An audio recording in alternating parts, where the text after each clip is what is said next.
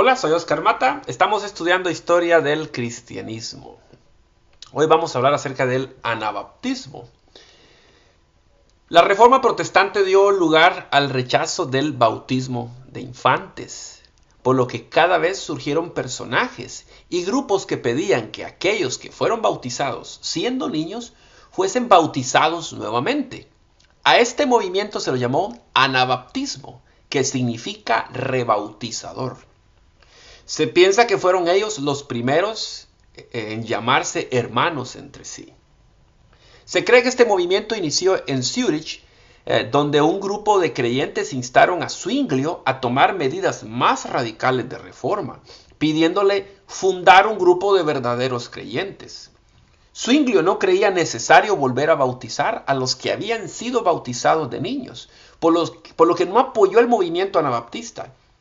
Debido a la falta de apoyo de Zwinglio, el 21 de enero de 1525, un ex sacerdote llamado Jorge Baruloc fue bautizado por uno de su grupo llamado Conrado Grebel en medio de la plaza de Zúrich. Vea usted esto, ¿por qué este grupo estaba surgiendo? Precisamente porque Martín Lutero, él sí creía en el bautismo de infantes y de hecho hasta el día de hoy los luteranos siguen bautizando infantes.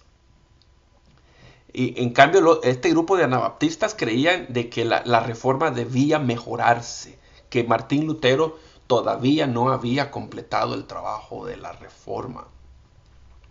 Creían que la iglesia es una comunidad voluntaria y no una sociedad dentro de la cual nacemos.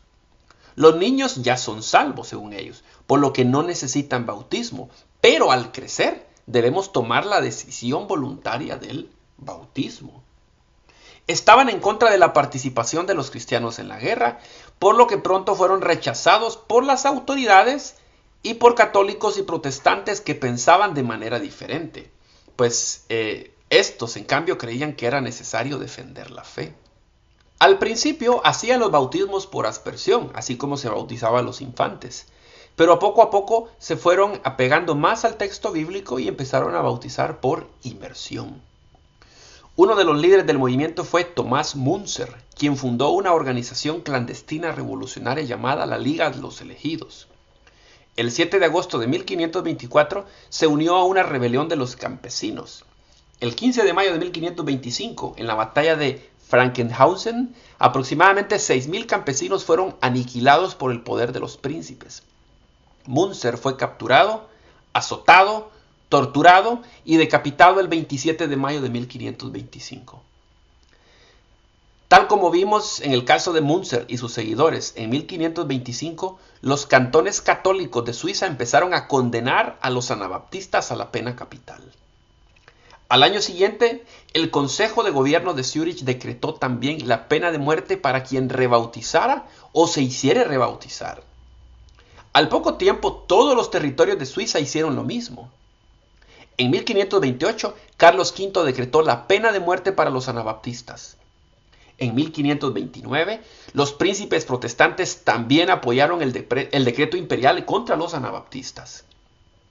El número de mártires fue enorme, probablemente más que el de todos los que murieron durante los 3 primeros siglos de la historia de la iglesia. Algunos fueron ahogados, otros quemados vivos, otros descuartizados o torturados. Pero mientras más se les perseguía, más crecía el movimiento.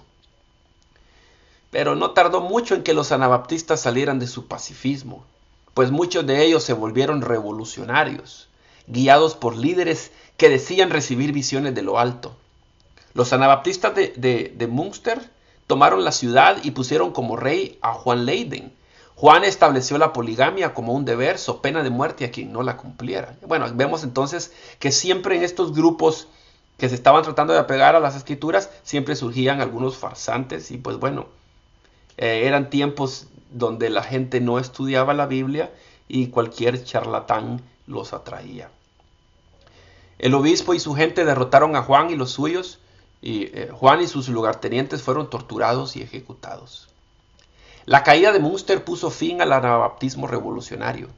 Pronto se empezó a decir que ellos cayeron por haber dejado el pacifismo original. En la actualidad hay alrededor de unos 2 millones de anabaptistas de diferentes denominaciones. específicamente los grupos que surgieron durante el nacimiento del anabaptismo. Aunque a la verdad, todos los grupos que bautizan por inmersión y que no bautizan a infantes son herederos de los anabaptistas o del movimiento anabaptista. Todas estas iglesias de hoy en día que no bautizan infantes y que bautizan por inmersión son los que siguieron o surgieron de otros movimientos anabaptistas. Así que 2 millones son aquellos que se identifican propiamente como grupos que surgieron durante esa época, pero la verdad podríamos decir que casi una gran mayoría del cristianismo protestante heredaron estas creencias de los anabaptistas, exceptuando a los luteranos, a los calvinistas, a los calvinistas que podemos decir los presbiterianos, los reformistas, entre otros grupos que todavía bautizan infantes. Es bueno estudiar para saber los orígenes de las cosas. En nuestra próxima sección vamos a hablar de uno de los grupos que surgió durante esa etapa de los anabaptistas. Un grupo identificado hasta el día de hoy directamente como anabaptista. Y es el grupo de los menonitas. Soy Oscar Mata, es un gusto estudiar con ustedes.